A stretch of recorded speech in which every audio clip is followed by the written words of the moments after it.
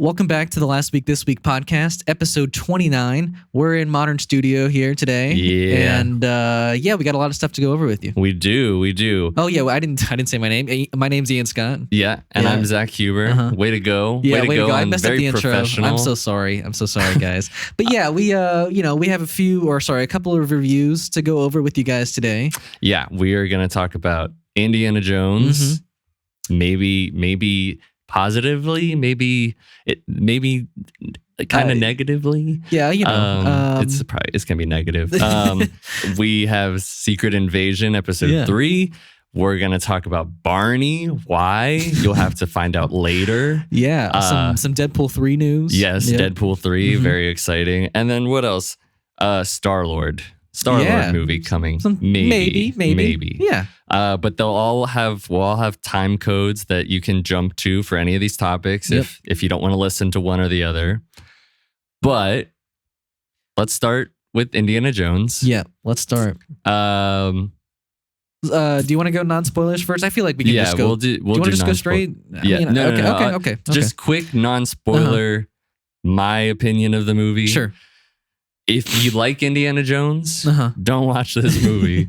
It doesn't feel like Indiana Jones. Yeah. So I'll say you really feel like Spielberg didn't make this movie because he didn't, and not that it needed to necessarily feel like he did. Yeah. I'm okay with that it's different. I knew certain things about this movie going in, like that his son died. Oh.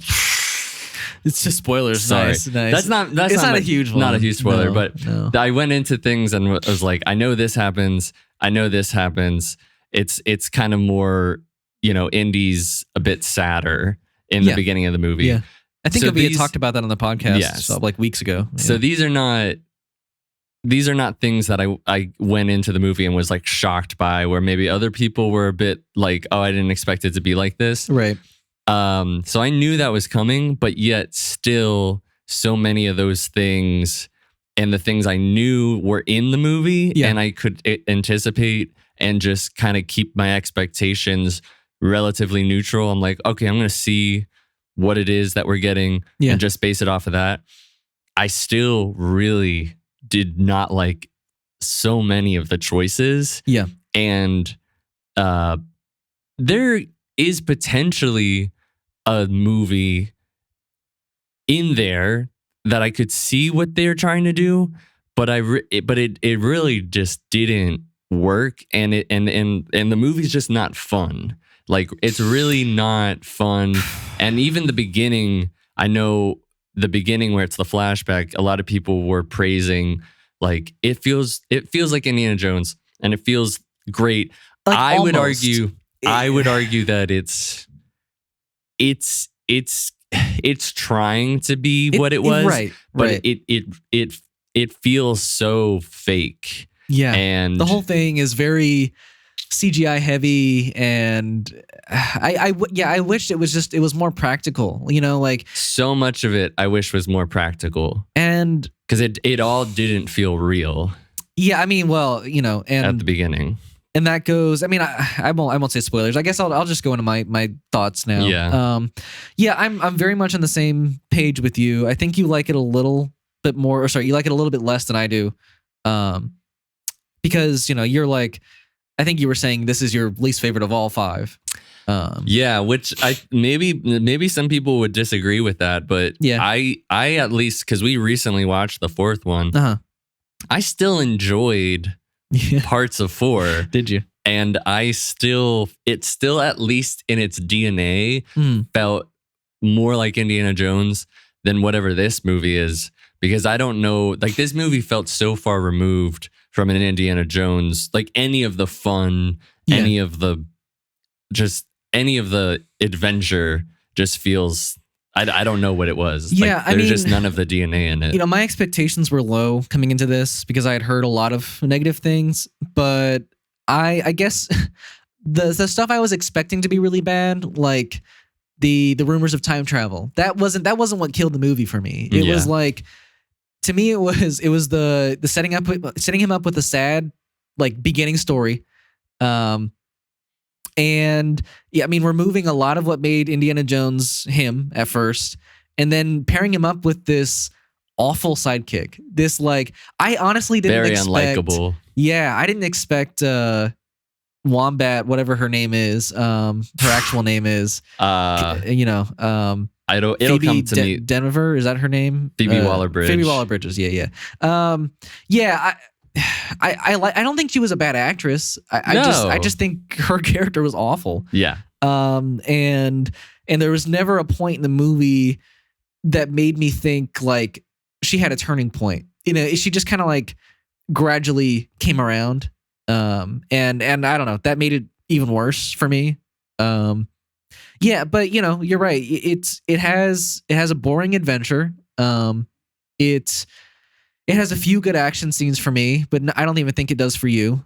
And yeah, and it ends in a, I don't know, kind of unsatisfying way for me. Yeah. So yeah, I guess we'll just get into spoilers. Yeah, we're kind of being held back by that. I don't know what you want to start with. I think I want to start with the beginning. Okay. I want to first comment. And here's the thing. The first trailer that came out really fooled me because I was so hyped for this movie when the first trailer came out. I was like, this looks so good. Young Indiana Jones looks good, like CGI. It did look good in the trailer.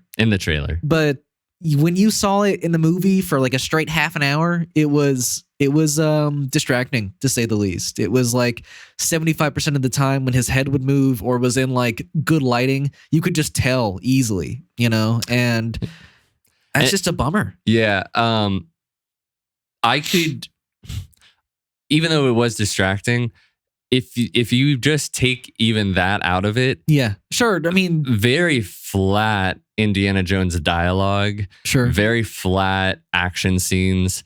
There was just like some scenes that just didn't make sense. You know, like how when he knocked out the driver and just like threw him out of the car, and then people just came to the back passenger seats and didn't notice the body on the ground. You're just like, what? How is that possible? Yeah. So like there was just points where I knew that car he was driving and plowing through the fields and things hitting it and whatnot was not real. Yeah, sure. It was so dark that I didn't even know what I was looking at sometimes. There was a few times in the movie it got that way where it'd be so dark you're like, what is even happening? Yeah. Yeah. I'm happy that Harrison Ford really likes this movie and is happy. I think he just likes playing Indiana Jones. I don't even know if he likes the movie or not. But I really wish that they would have not done the CGI face go back in the past thing. Or just make that scene way shorter, you know? Yeah. Like just keep him in dark lighting and you know, just make it work. But or have somebody else fill in Harrison Ford's younger Indy shoes if you're gonna do it. I think that only works if it's a time period we haven't seen him in yet. You know how like in the beginning of Last Crusade he was young, like River Phoenix played him. Like that worked because we hadn't seen young Indiana Jones yet. I don't like it. How cool would that have been if they had gotten who played Solo in Solo? Like, yeah. Wait, do you remember his name? I can't remember his name. Aiden. I don't know.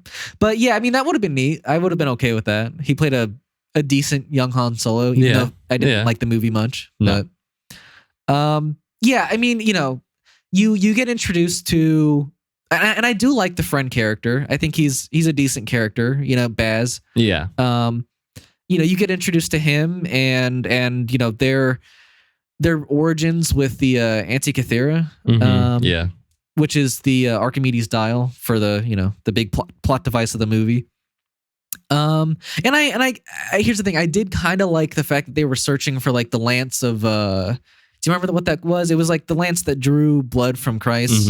Because you know that was like an actual artifact that like Hitler looked for during the war. So you know I was like, okay, this all is like making sense, but everything around it didn't work for me, I guess.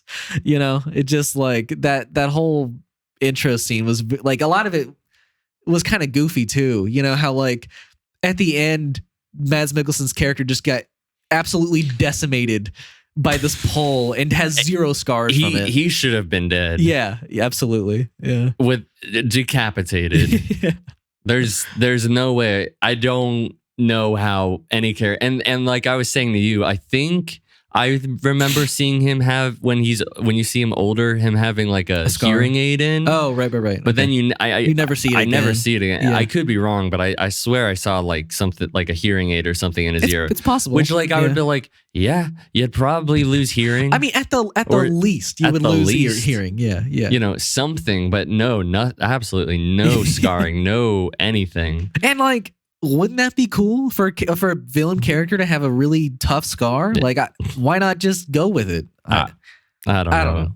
But yeah, then we cut to him after the super long distracting intro scene. We cut to him present day, where it's really sad. He's just shirtless on his recliner, passed out to HR Puff and stuff, and he gets up. HR Puff and stuff. You remember the show on the TV?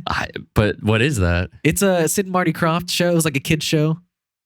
I never heard of it. My dad showed it to me as a kid, and I watched a little bit of it. It was I enjoyed it as a kid, but you know, but yeah. So Puff and stuff. Yeah, you know, it's just kid 60s things. Okay, but yeah, you know, like he sees the divorce papers with him and Marion, and he goes over to the fridge and like has to cover her face because he's so like heartbroken about it. And then you learn that it's like the day of his retirement that day, and also it's the day of the NASA space shuttle launch, and he doesn't care about any of it. He's just like mega depressed and not really looking forward to the rest of life, I guess. Yeah, which I was saying to you,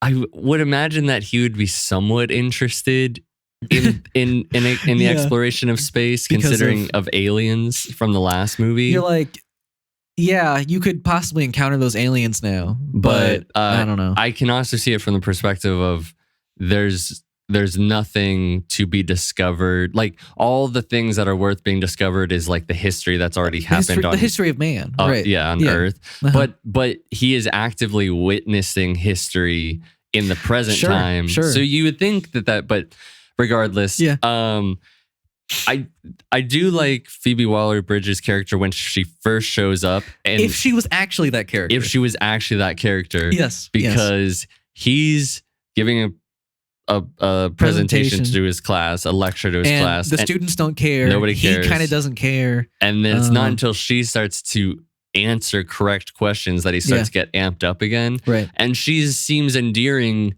and cool up until he finds out that she's been lying to him this whole time, and then she's insufferable. Yeah. You know, and I will say I don't really mind it, but like, because it's kind of good cheesy, but the fact that he was talking about, you know, Archimedes and like the Antigua Theora, like on the day she comes in, is kind of like, what are the chances of that? Sure. But, yeah. So you finally find out once like he shows her the half of the Antigua Theora that he hid, that she had remembered everything from a kid. You know how he had stole the Antigua Theora but took it from her dad and said he was going to destroy it. But you know, she to trick him is like, oh, let's go find it at the bottom of that river you guys fell in. You know, and you know, making Indiana Jones think that she doesn't remember anything, and you know, kind of getting his guard down. But yeah, and then you learn after when you know the guys come in and Schmidt's guys come in and kill some professors and do they really even try and kill Indiana Jones? They kind of, I guess. But once they come in, you learn that she's a black market dealer and really only cares about money. And this thing that her father obsessed over for years, she just to get it, you know, went on this whole journey and then tried to sell it for like $100,000 in a black market. You're like, what? Which they try to say later on, like Indy makes the point of nobody tries to go and find this thing I guess that their dead father, Yeah, but you like, know, obsessed over just for money. There's- But to me, there's and- no and- point in that because she already had tried to sell it. She was already like, if Indiana Jones and Schmidt hadn't walked in, she would have been gone. She would take the money and left. probably. Yeah. So Maybe it I could don't be know. said that because when Indy said that, it got the gears turning in her head. Maybe. But So I maybe agree with maybe you. like at one point she cared. it's just Yeah. I'm not it just didn't work as a character arc personally because there was no inclination that any of that really cared to her. Right. You know, She felt very she had a fiance who she's who now was a mob boss. Yeah. which she also left, and you know who knows how that turned out. She owes money to several people. Yeah, she's in debt. She has bail. I mean, Yeah. the one thing that she maybe does care about is the kid that she picked up. She does care about Teddy. Yeah. But besides that, I mean, and here's the thing: by the end, she clearly cares about Indiana Jones. but she's But just. I don't know why though. Like, I Well, don't understand. They like, had that connection as when she was a kid. Sure, but like, there's no turning point in the movie for me. Sure. Where she's like, oh yeah, no, you know what? I really respect this journey and you. Sure. You know. So I don't know. It just didn't work. And also because she was like, I know everything. Yeah. There was no Yeah. point in Indiana Jones to even be around some of the time. He had huge plot armor, like you said.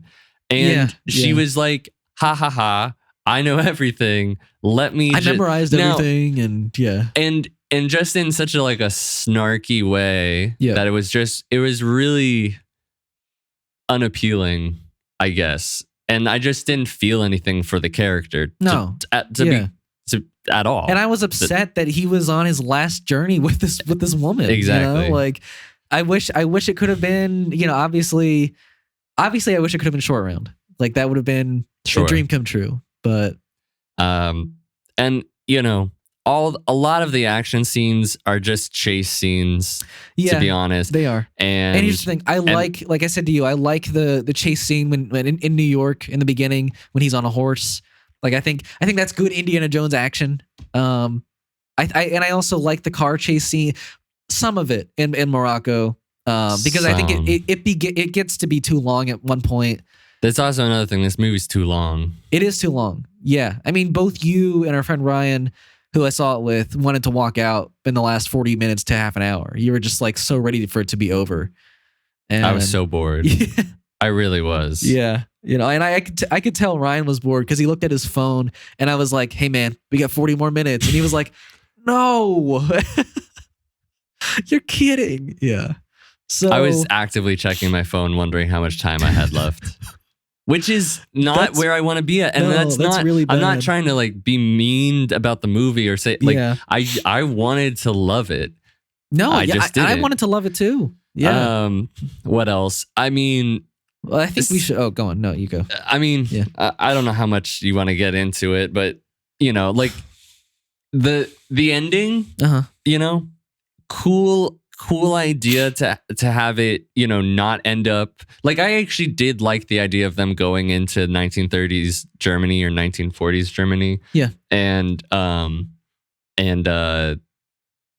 I liked the idea of Mads Mikkelsen's character kind of taking the place of Hitler.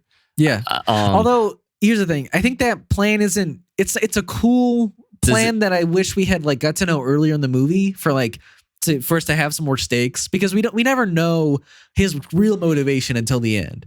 I agree. I guess, but I can understand that, but I kind of like how it played out. I think the plan is a little far fetched, because I feel like, how would you get support from, you know, Nazi Germany after you killed Hitler? Like, how would they follow you after you've Not killed to Hitler? mention, like, when he was in the flashback, the commander or whoever that was barely even respected him right? to Because he begin was with. just some scientist. Yeah. So I mean, I think there's a problem there. I also had the problem with when they're he's like, I'm gonna go back to 1930s. I do have questions about how the Antikythera necessarily works in that way, because just because the thing opened and he was like, this is where it is, how would you have even apparently in Archimedes, like, calculations, he was able to like figure out like where a fissure would go back in time, like somehow. I don't know how that's possible, but it was only to go to that certain time. Like, even though Indiana Jones was saying he didn't know continental drift, I'm pretty sure that was a fixed point. Yes, that it was only going to go to. I think that's what I think Indiana Jones had like a theory about continental drift. He was wrong about that, because it is revealed that like he built it for people in the future to come back to him. Yes. Right. So yeah. But I still don't understand how in Mads Mikkelsen's character's mind was like, if I go through this thing, I will definitely go to 1930s Germany. That means like Archimedes must have put something in that device that tricked like future people into thinking they were going back to a certain time, which is weird. But like he was like saying it's mathematics, and I was like, but what part of it could you be like, this is the date I want to go to? We never really got a good close up of like how it fully functioned or anything. So it's just a bit strange. It is a little like it almost works, the time travel stuff. I don't even know if it almost works. I think the idea is cool that there's a device that could mathematically like find a fissure in time. But like, also that fissure in time, does it have to always be under the cover of a storm? And does it have to be up in the air? Yeah, and like how many fissures in time that it was going to be up in the air? Like there's a lot of questions. There's a lot of questions. But here's the thing, with the ending, I liked a good amount of it. I didn't love all of, basically, did we say that instead of 1939, he ends up back in 212 BC? And sure. Do we know what battle that was? I can't remember. Of Sicily. Yeah. The sacking of Sicily. Something. Yeah. But they end up back thousands of years before they're supposed to. And, that's something I do like in an Indiana Jones movie, is when the villain's plans go horribly wrong. And it was kind of great to see the panic on Mads Mikkelsen, like Schmidt's face, and stupidly, like, I still don't get why Schmidt wasn't stopping his dude from like firing into, like, what are you accomplishing by firing into the battlefield? I don't get that. I have no idea. But absolutely insane. Yeah, Schmidt and the plane crash, and they never get to enact their plan of becoming the next Hitler. Yeah, and Indy has to parachute out of the plane too, and he's been shot. Yeah, which but would have killed most people. Yeah, right. But it doesn't kill Indiana Jones. He's not been bleeding out or anything. Yeah, a shot in the chest too. But like right by the heart, by the way. Yeah. Just should mention. Yeah. And and he acts like he's going to die, like just sit there and die and watch the battle. But then, Archimedes comes up and he's like, let me, like, he says to Wombat, like, let me stay in the past. Like, I want to live out the rest of my life here. And I was like, well, wait, weren't you just gonna die here? Now you can live. You're good now. But that's something that I don't know how to feel about that whole moment, with him and Archimedes.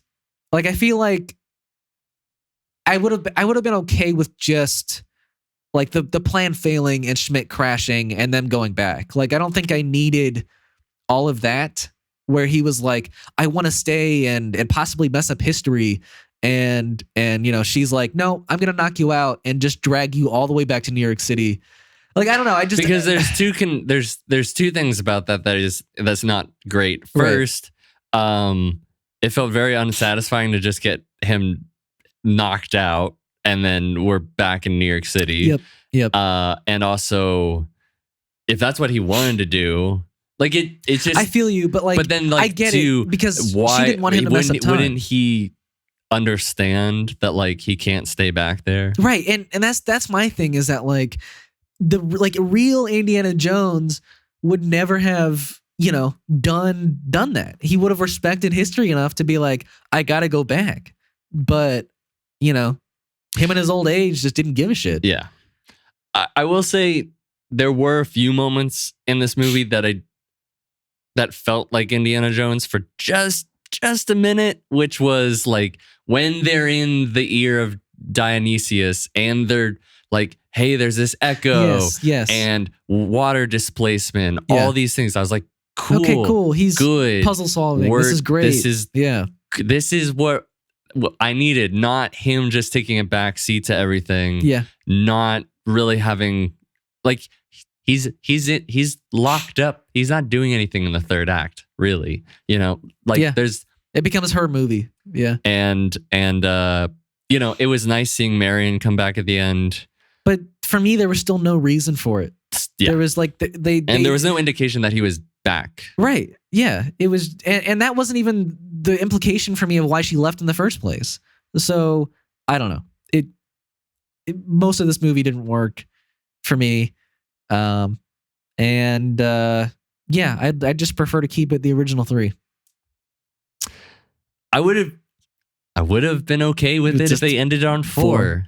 Because hey, he has a happy ending where he's like with Marion and has a kid and he has a wedding. Not a dead son. Not a dead son in Vietnam. So yeah. Yeah. That's all I have to say. Same. It's fine. It's not good. It's not good. No. Yeah. Yeah. But we are going to take a short break and then we are going to be right back. All right, we are back and we want to talk about some Deadpool 3 reports and rumors and stuff. Yeah. We do. Yeah.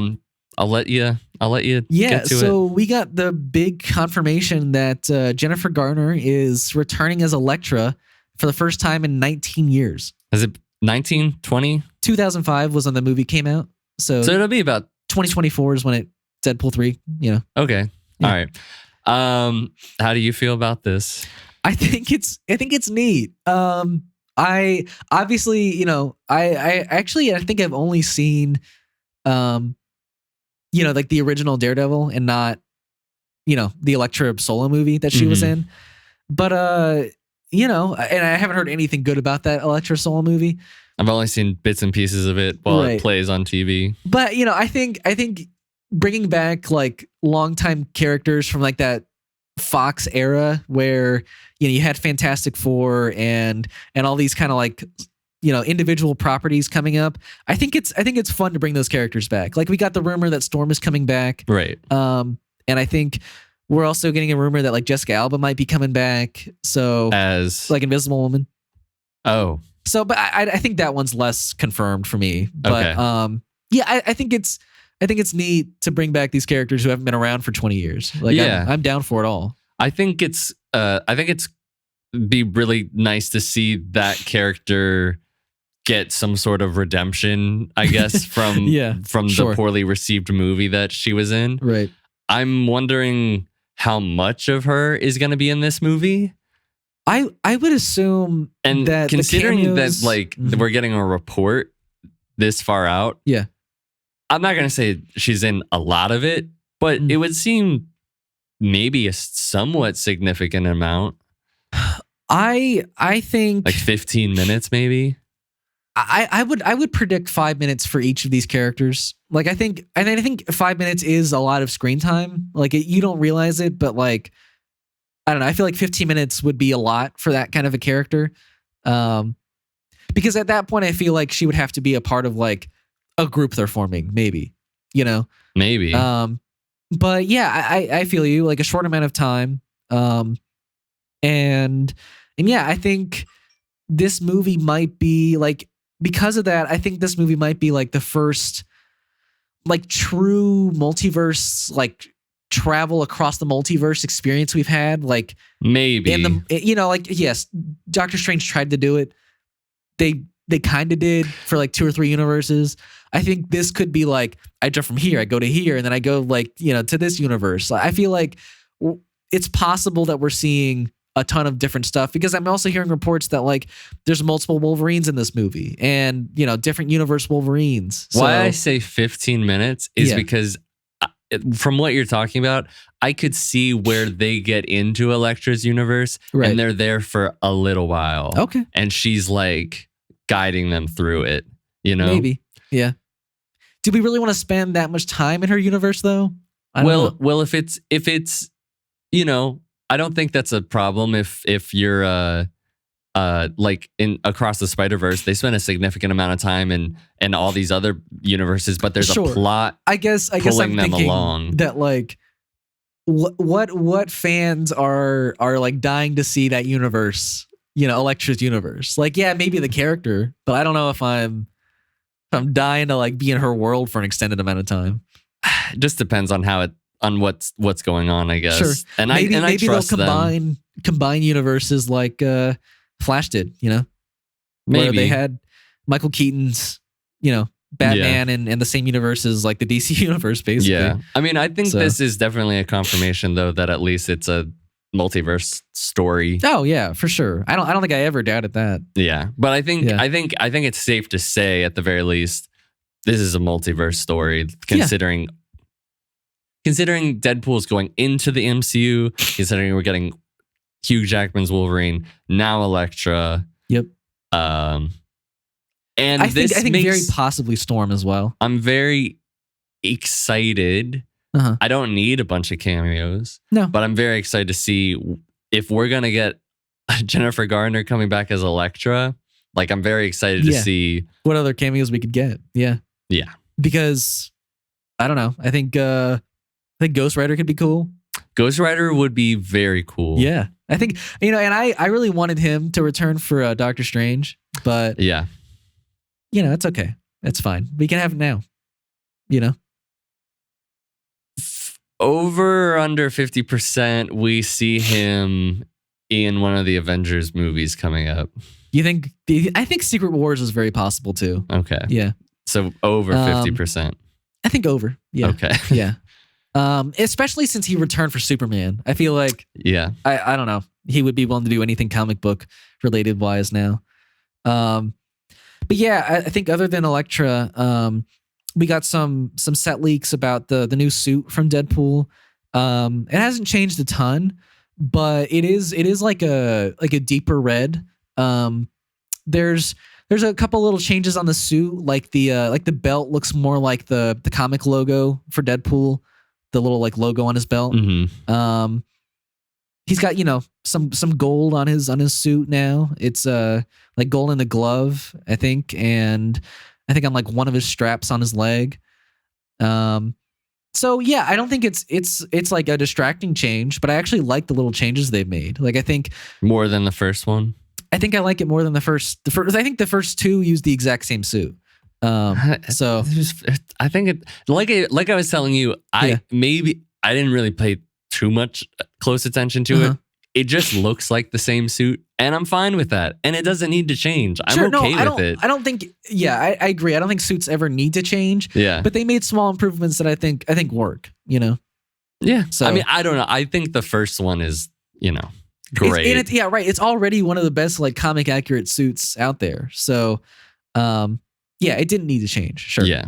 But I'd also seen, and I don't know how credible these are, but like set leaks of Hugh Jackman's Wolverine. Yeah. And he looks very much like like the Logan Wolverine, yeah. right? And I think I even saw like maybe his limousine that he drove in that movie. Yeah. So that's a very exciting possibility, even though like he's not supposed to be that Logan yet. Here's the thing. I think it's possible that like, I guess this is a theory that I'm coming up with, but that Deadpool goes to that universe, he sees how like old and kind of not capable he is anymore, and is like, oh, I gotta find a different Wolverine, and like goes to another universe. Like we don't keep with that guy. We just see him for a little bit. Maybe. Because I don't want that Wolverine, I guess, to keep. I don't want him to be pulled out from Logan to be in this movie. Right. I want a different Wolverine. Especially if rumors are true and he does get the yellow suit. Like, gosh, I think it's definitely gonna happen. I And I will be very upset if it doesn't, because I'm just saying we never got it throughout his entire 20 years. And I'm okay if we never get it. It would be cool to see it for sure, but I'm not gonna get all up. I don't think it's worth it to get upset if we don't get a suit that was never promised. And you know what? I'm still upset that it's cool that we even get Wolverine at all. I think I'm still upset that they took out that scene at the end of Wolverine that shows him getting the suit. Did you ever watch that scene? Which Wolverine movie? The Wolverine in Japan. Oh, where I never actually watched that movie. What? Yeah, that's insane. I've seen bits of it. Good. I've seen bits of it. Wow. Yeah. Okay. Yeah, there's a deleted scene at the end where his sidekick in the movie gives him a briefcase and he opens it up and it's the actual suit. And so you're like, next movie he's gonna wear it? And no. But see, I don't know. Even Wolverine in that movie, or in even granted I didn't see it, but I've seen all the other movies where he's in it. I can't see him wearing it. I agree. I think because of the way they built that universe, it doesn't work. But I think this is the perfect opportunity to have him play another universe's Wolverine, and he could wear whatever the hell he wants. So give him the suit. Hopefully, because it's still gonna be huge. It's still going to be Hugh Jackman's Wolverine. Yeah, no, I get that. So I'm like, maybe. I think we'll see it. But yeah, I think that's all the rumors on Deadpool 3 we had to discuss. I think next, we another Marvel property. James Gunn and Chris Pratt apparently have been discussing the idea of a legendary Star-Lord movie. Which we saw at the end of Guardians 3. Yeah, that the legendary Star-Lord will return. Mm-hmm. I don't think... See, here's the thing. What I read was that they're discussing what his life would be like on Earth, and how he's adjusting to that. Which, one, I don't love for the concept of a movie. I think that's a little tame for me for Star-Lord. I don't know, unless you're getting... There's no way that they just keep it earthbound and nothing weird happens. Something, that's what I would want, at the least, is something from space to come in that he has some expertise on that he needs to deal with. Right. Because that's my thing. On Earth, you have all these superheroes already, and he's really just a guy on Earth. So I don't know if I love that setting and him adjusting to Earth for the movie. And I think what's also kind of disappointing is that at the end of what I read, James Gunn was and I can't wait to see it. So he's obviously not involved in going to be writing or directing it. So, well, he could write it. He could maybe write it, but he's not going to direct it. But he could write it, but I would be interested to know how that would work out, considering he's got a whole studio to creatively oversee. Yeah, no, I get that. And if he's already got Superman that he needs to go direct. Yep. And when is he gonna have time to write a script? Right. And then he's got Peacemaker too, right after that. It could happen. But and he also is heavily dealing with the what's the animated show that he's doing? Creature Commandos. Yeah, Creature Commandos. Yeah, he's also he wrote all of that and he's heavily involved in that. And I think the Waller show too. So yeah. I mean, he's got so much on his plate. So could he write it? Maybe. Will he direct it? No. And I think it's good that they're at least communicating with one another about the ideas of it. Yeah. And I mean, obviously Chris Pratt's going to show up in the MCU somehow again, which we've theorized what that could be about before. And I believe the new Guardians will show up at some point again too.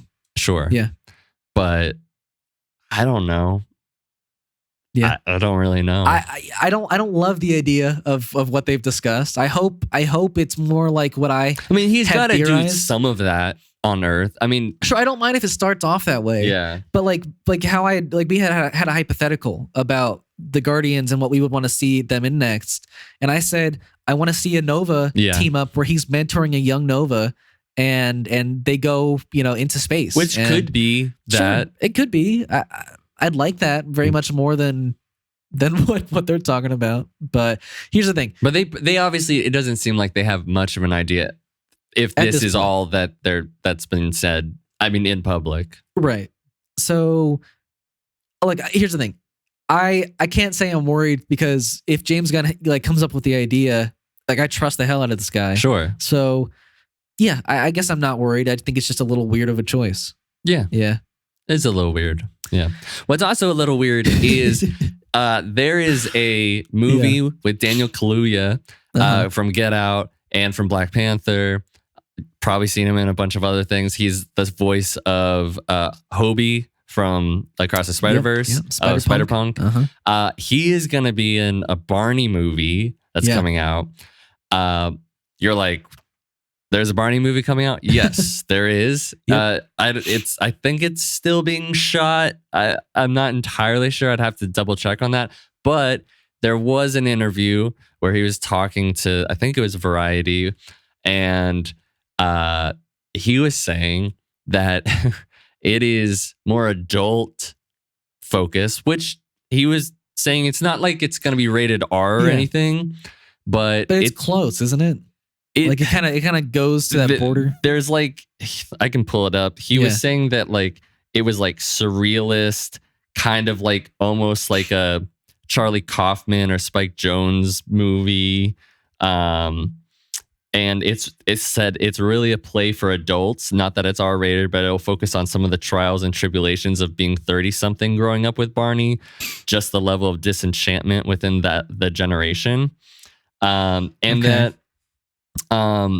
guess the director was saying that this is what we'll probably get into a bit, because this is from Mattel, which also is doing the Barbie stuff, and that the director was saying or I can double check that if it was the director or not. An executive was saying that Mattel is here to make art.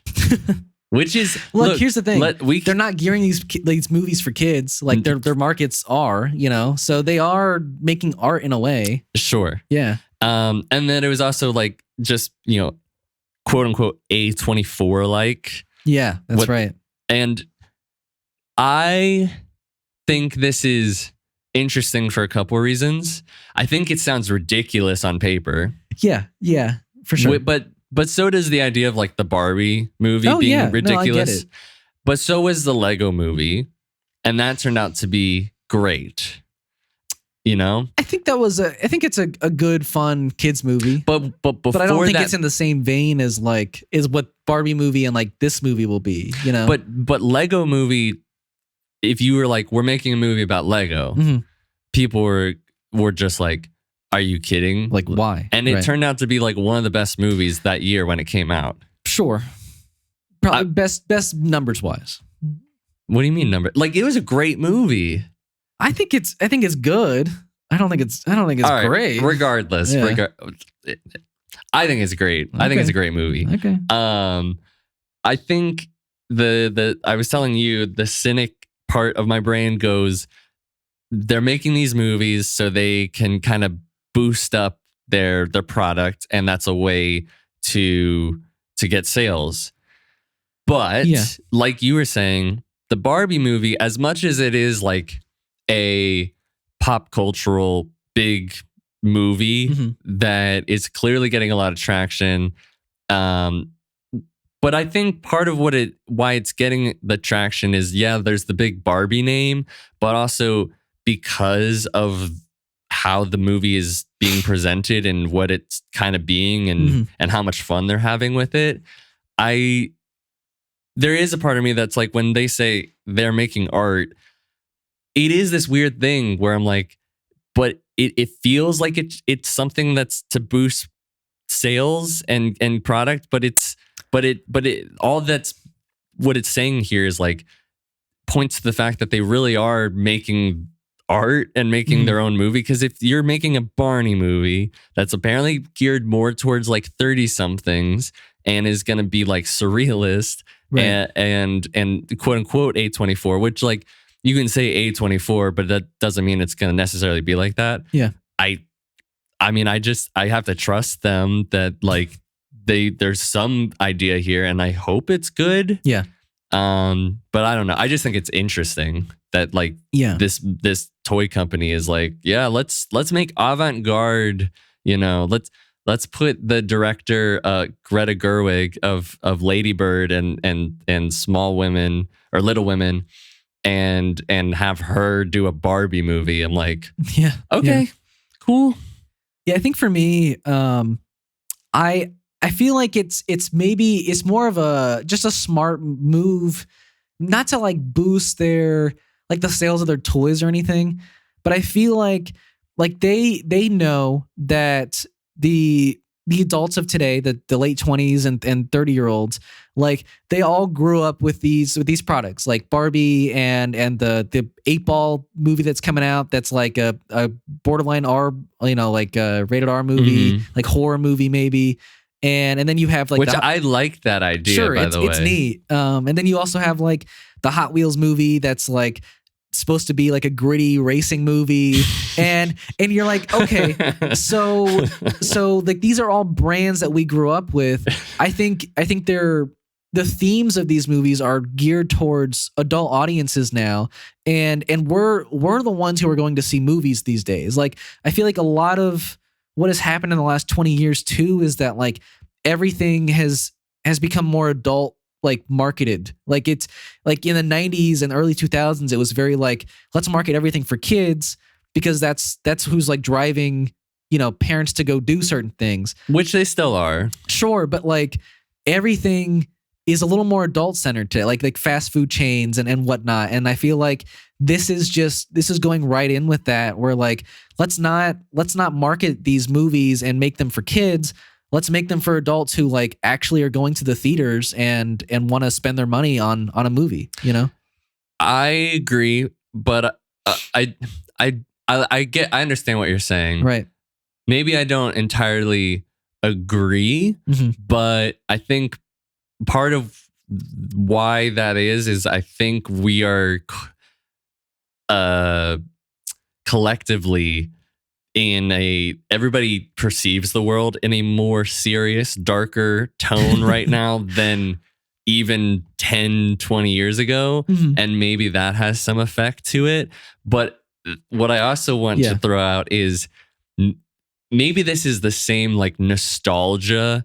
Like, hey, they love nostalgia. They love things. Oh, yeah, I mean, that's what I'm kind of going. But if you're gonna give me nostalgia, right, give me it in a way that it's like artful. Right. And if that's what this is, cool. Right, like that's geared towards adults our age. Right. If somebody like that's what was it like when we were getting the story of like of Tetris being made, right, or the story of the hot Cheeto, right?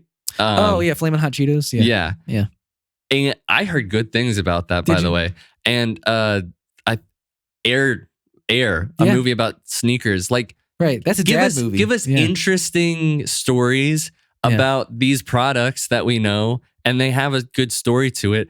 That's been a new thing, and like I'm down with this if this turns out to be a new trend that people are like, hey, what about making artful depictions of toys these, and kids characters from our past. So and by the way, I mean, I'm imagining that this Barney movie could potentially make people cry in a weird way. I mean, it might bring back like, I think it's gonna bring back like the wonder of things to these disenchanted 30-year-olds who now I could see that can't pay off their call it like their student loans, and like have to live at home still or whatever, Yeah, I could see it really being a heartbreaking like, hey, we had a great time as kids together, but you gotta let go and grow up, like that could really kill everybody in the theater. And the more that I think about it, I do think that this Barbie movie, as much as people are like, oh, it's going to be so much fun,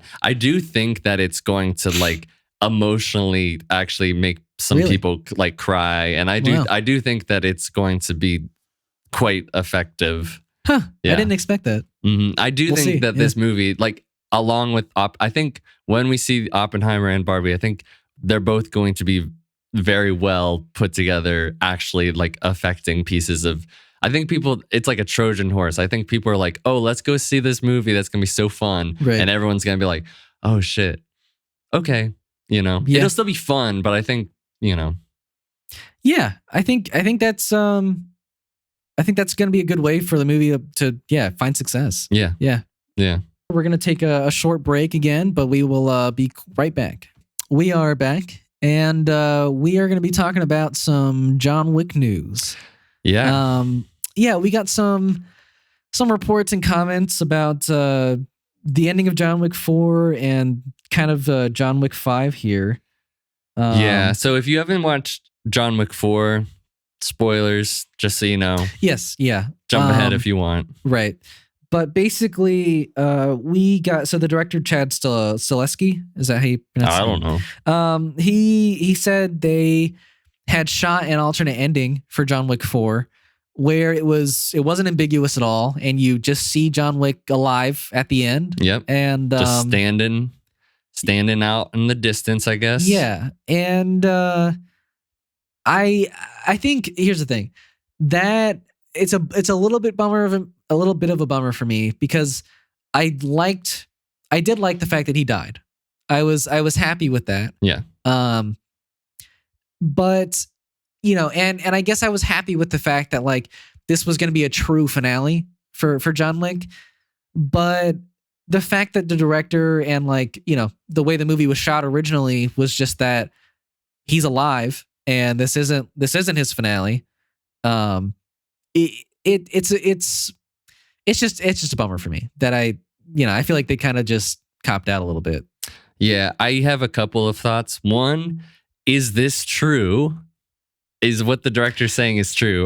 I'm what? Yeah, What? I guess for me it's like I don't see a reason for him to lie on this, because his other because then it comments- would make sense for 5. Sure, but I don't know if you saw what his other comments were, but basically for John Wick 5, he said it's unsure if it's even going to happen, because right now it's appealing, but he can't figure out why John Wick would return. And I'm like, okay, so yeah, I mean, there is no reason at this point, right? There isn't, and I'm like, so if you wanted his story to be done, then why not? I mean, obviously, in the way it was shot now, it very much feels like he is dead. But and he did say, I mean, like I believe him that this was shot, but I just in my brain I'm like, what if he lied? But sure, but because he did show it to audiences, right? And they said they all preferred the version where it was ambiguous. Yeah. But even in John Wick 4, he collapses on the steps, and Winston is apparently supposed to bring him home, right? Yeah. He's like, bring whatever, Winston, I'll see you at home or whatever. Winston somebody would have to take his body, right? Yeah. You would assume that it's Winston that takes his body. At what point does and maybe in 5 you'll see like, oh, Winston went away and then but here's the thing, I don't think it doesn't make sense for like Winston and the King to like know to just show up and say act complete, like for the movie camera. Who are they doing that for?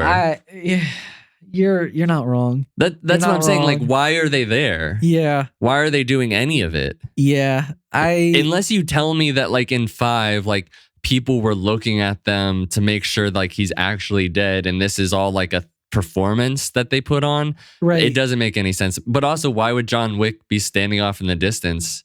So it doesn't make any sense to me, And the King was also in France too. Yeah. So they got some work to do for the beginning of 5 to like tie this all together and make it work. Yeah. And if they want to do a 5th, like I said, like I agree with him. I don't know how you write it to that John Wick wants to come back to this world of killing after he got out a second time. Like we were saying, I think somebody has to pull him in for some really incredible reason. Yeah, yeah. Not anything that he would want to go back in. But I just don't see.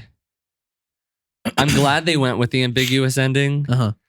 but I don't see what it even serves to have him alive anyways. Like, yeah, he got out, and Yeah. I guess you could say that he got what he wanted and he's happy. Kind of. But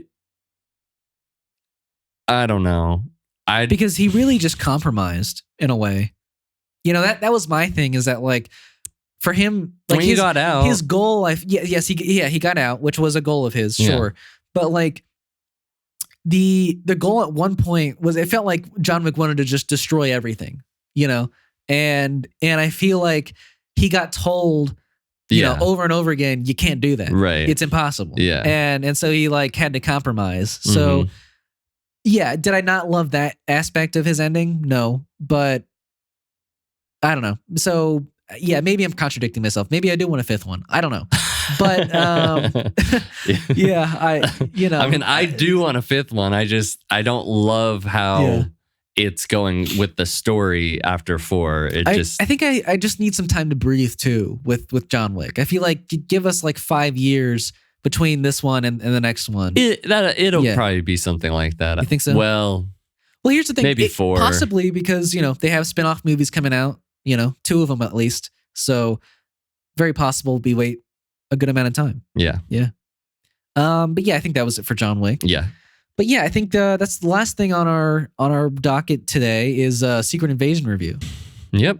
Yeah. Episode 3. Episode Secret 3 Invasion. starts off again. So spoiler review. I'll say this, by the way. Yeah. The episode starts off with another flashback. 98 this time. Oh, where, yeah. He's meeting his now wife. Yes. Who he doesn't know what he looks like as he doesn't know what she looks like as a human. At that point in time. Yes. And it's a nice little meeting moment. Yeah. Nothing more than that. I liked it. But yeah, then you cut to them today in present time, and it's a little more of a tense conversation. Yeah. I mean, and yeah. She's a little bit more angry about the fact that he left for years. She thought he was dead. Well, mourned that he was never coming back. Right, which she's talking about the blip. Yes. Yeah. And then he does come back and leaves. And then just leaves. Yeah. And I think this is one of the first times. Yeah. This is like the conversation that Maria Hill in some ways should have been having. I mean, she did say that. She's like, you were gone for years and didn't contact. But there wasn't that emotional connection that like this conversation has, yeah. Where it was like, we don't know this woman, and yet she has more emotional connection now to Nick Fury just because she's his wife, and also she played it really well and had compelling like dialogue with him. That is crazy though, that like he had a wife and just didn't invite her to come with him. Like what's all that about? Like why wouldn't I don't know. It's interesting. I get why she's mad. Yeah. And it makes you think that she is maybe on Gravik's side. Well, and we'll get to that. For sure. Right. But Zack was right again. You were. Yeah, I was very upset that he knew that she was a Skrull the whole time. Because like, why play it that way at the end of episode 2 where they're like, does he know? I don't know. It just like, it feels cheap. It feels like, what? Don't tease me like that. Sure. You know? So, but I mean, like I said, I didn't necessarily think of it that way. So everybody interprets that differently. So, because I wasn't even thinking of that until you brought it up. Sure.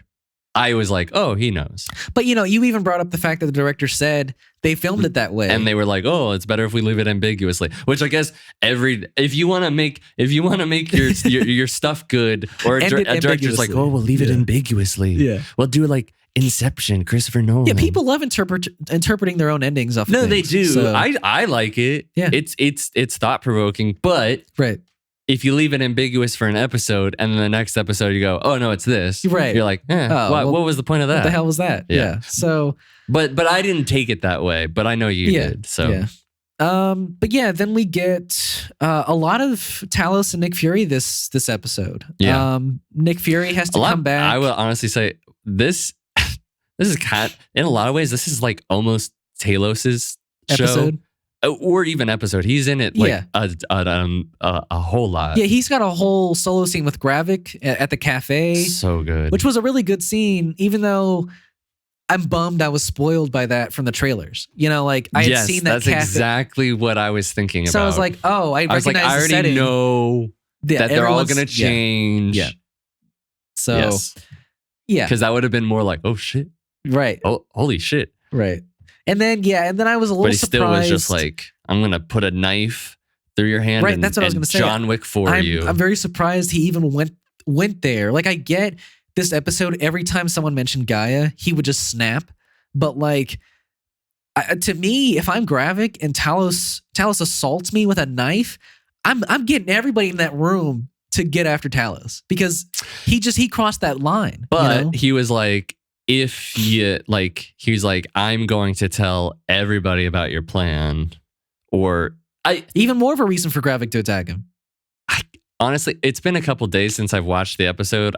There was a reason I feel like that wasn't happening. The whole meeting, like they had honor in it. You know, like it was Sure. basically like let's have a parlay and like meet and we're not going to attack each other and we're just going to talk.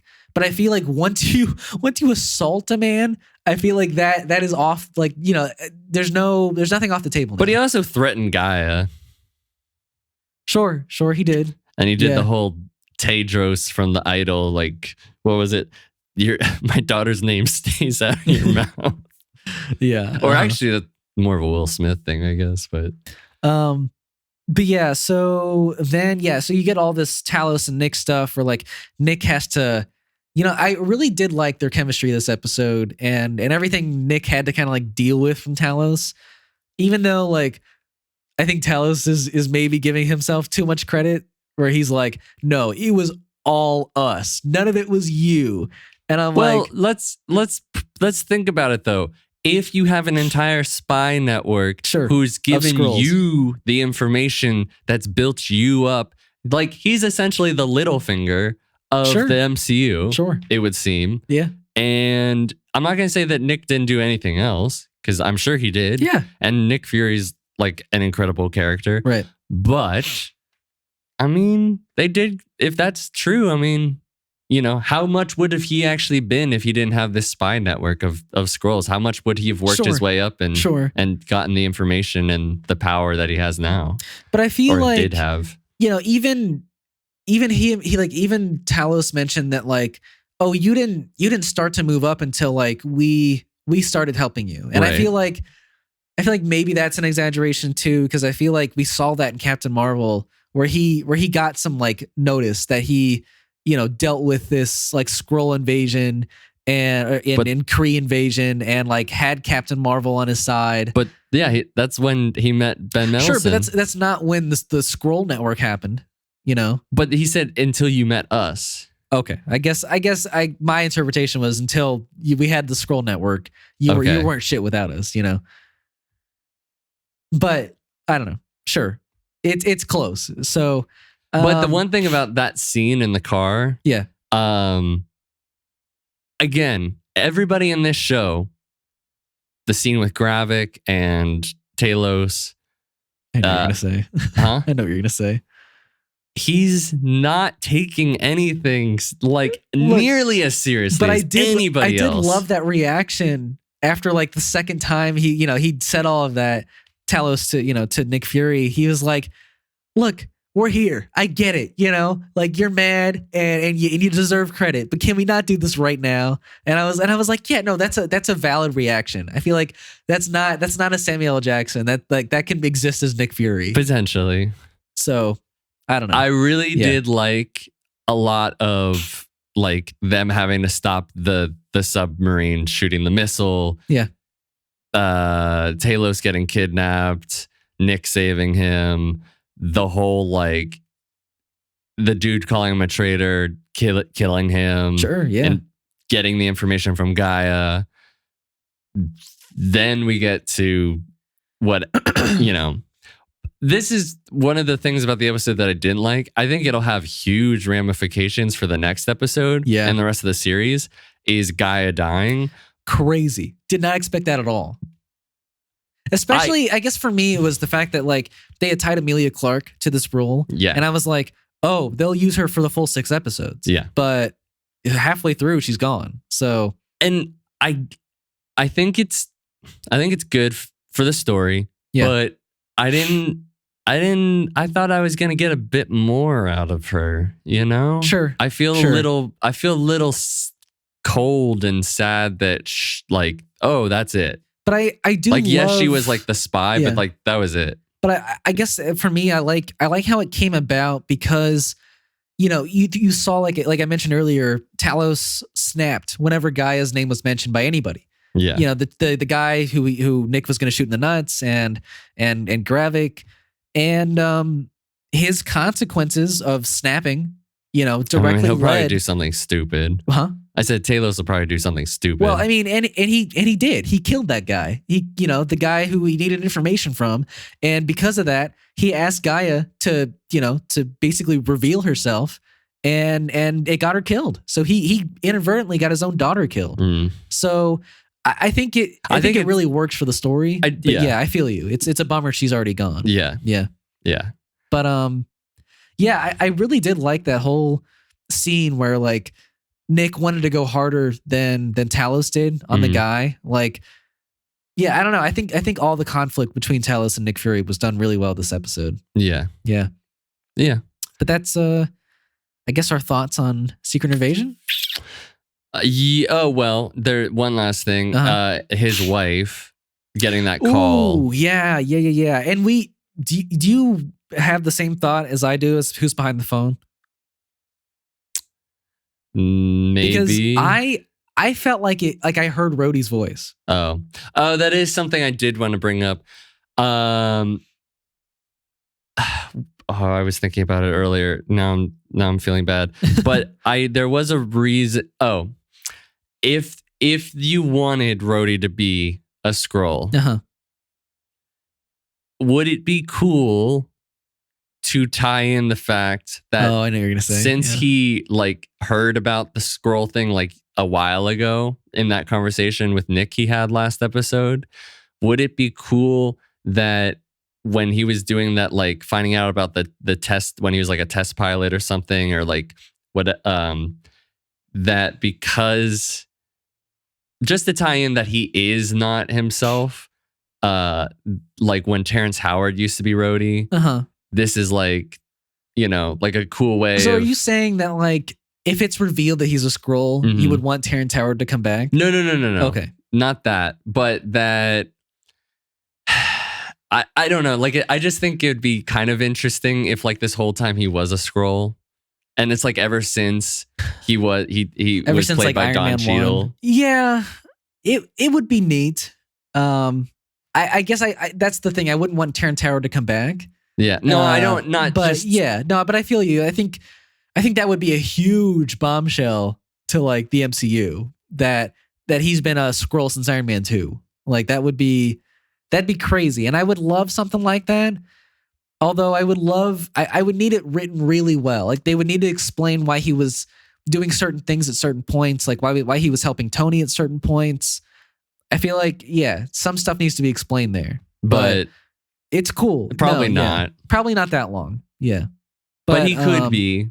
He could I think be. it's a very real possibility. And I think, to me, that last scene feels like, you know, if it is him calling, it's a Skrull version of Rhodey that, you know, is contacting Priscilla or Vara.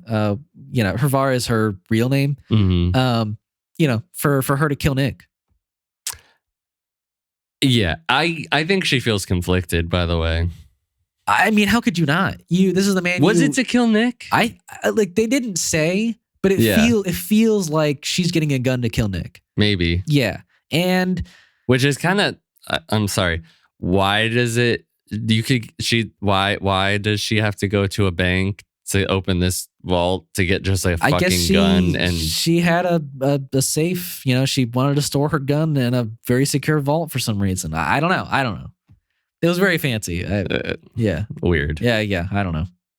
But yeah, I feel like, like how could you not be conflicted about wanting to kill your husband that you were in love with for like 20 years, and then he dies. I and took he it comes more back as like and leaves. you have to execute the target, which could be Nick. I think it could be Nick. Yeah. But I think more of it feels like she's a part of Gravik's plan. Sure. She's definitely working for Gravik. And now she's like, Nick, I like, he's my husband. Yeah. He's back. And I'm conflicted. I don't know if I should be doing this. Yeah, it could be that. We'll see. That's how I took another it. ambiguous ending for an episode. So what every ambiguous ending to a movie is just a cliffhanger. You're not wrong. It's just a TV movie cliffhanger. You're not wrong. Yeah. But yeah, I think this was another 7 out of 10. Yeah, we agree this episode. Nice. Because you said 6 on the first, and I said 7, and I think I said 8 on the second. I said 8 on the second. I think you said 7 on the second. I thought, but maybe I was wrong. I don't know. But yeah, we're liking the episodes. We're liking the show. I think it'll keep going this way. Like I don't know if it's gonna get insanely stronger. Oh yeah, and I guess we didn't really mention the fact that what you had hinted at last episode about the experiment stuff was that they're super scrolls. Yeah. So I had never really heard that term super scroll. So I guess that's why I wasn't ever spoiled by that fact. Mm-hmm. But cool. Yeah. I mean, when he pulled his hand away, it was cool seeing like the extremist kind of stuff. Mm-hmm. So yeah, I'm very down for that.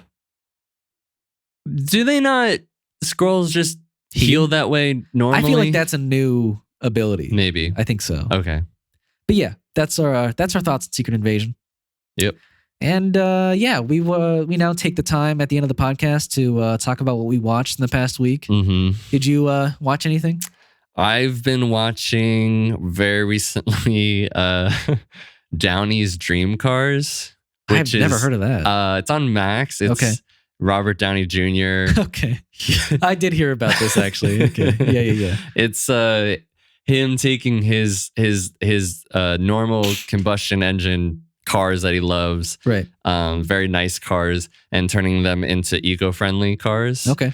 I'm not a huge petrol head or anything. I'm not particularly crazy about cars. Yeah. But the idea, I like Robert Downey Jr. Yeah. I like the idea of learning about these environmentally friendly stuff and with cars. I like Top Gear. Yeah.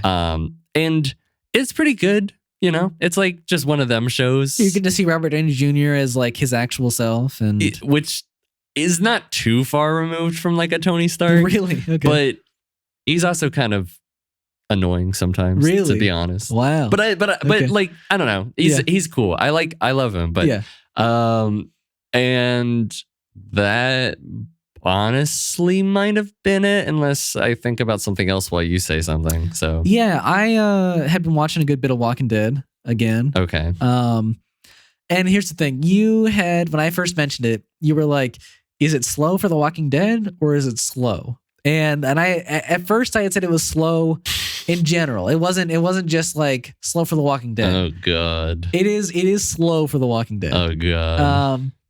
There's a lot of scenes this season that just let the show really breathe. I'm not saying in a good way either. There's just a lot more smaller moments, just of two characters talking, or one of the characters with his kid, and it's just okay, yeah, I don't know if I really needed that. Mm-hmm. But they're working with 6 extra episodes this season, so I kind of get it. They kind of have a lot more time to let scenes. How happen. many episodes are there? There's 22 this season, and in a normal 16 episode season. Oh my God. Yeah, so I'm a third of the way through this season now. But yeah, I think is it good? They did something really good. I will say there's a really good twist. 7 episodes in, maybe 8 episodes in, that basically, I don't know if you care about spoilers, obviously. I'm never gonna watch it. And spoilers for everybody out there who hasn't seen season 10 of The Walking Dead. But yeah, basically there's like a new doctor who's introduced at the beginning of this season for their town. And and he's personally one of my favorite characters throughout the season. Like he's trying to help the other doctor who's going through like this major PTSD, and he's just a really friendly dude. And then the guy who's going through PTSD, basically like he's going through it because at the end of season 9, the Whisperers like made him like sit through and like watch all of his friends die. And so because of that, he's going through it this season. It's like every episode he's getting like flashbacks and like, you know, visions and whatnot. And so at the end of like episode 7 or 8, the friendly doctor like comes up to him and is like, "Hey man, I'm your friend, you know, like, yeah, I'm always going to be there for you." And so he sees in like the reflection that his face almost looks like the same shape as the Whisperer who was like holding him down to watch those like his friends die at the end of season 9. And so it like finally clicks that like this doctor is a Whisperer. Like he's infiltrated like Alexandria and is a spy like inside the town. And so, you know, he like quickly realizes and tries to kill him, but like the spy like has to deal with it and like chokes him out and kills him instead. And yeah, and then there's a whole like conflict that comes from that, and the fact that they've had a spy in their town for 4 months and no one knew about it. It was really good. I was very impressed by the twist of that whole thing. But yeah, I think other than that, it's been a slow season with somewhat weak writing at points for the main characters. Like the one thing I am liking though is that like there's real conflict. Yeah, there's real conflict with Carol and Daryl this season. Where like Daryl can't really trust anything Carol says because she's just obsessed with the fact that this woman killed her son. But yeah, I think there's like those good things, but everything else is just, it's okay. It's moving really slow too. So, but yeah, that's what I watched this week. Yeah, I think that's all we had to talk about this week. Yep. Yeah. If you want to keep watching us in the future, we release on Fridays and Saturdays on Apple Podcast, Spotify, and Podbean. And if you want to support us, we always appreciate a like, a comment, a subscribe, a rating, or a review. Also, shout out to Joe from Modern Studios. Yeah, absolutely. Go check the link out in the description if you want to, use this space. Time here. Awesome. It's a great space. Yes. Yeah. And thank you guys for always supporting us. And we will see you next time. Yep. Until next time.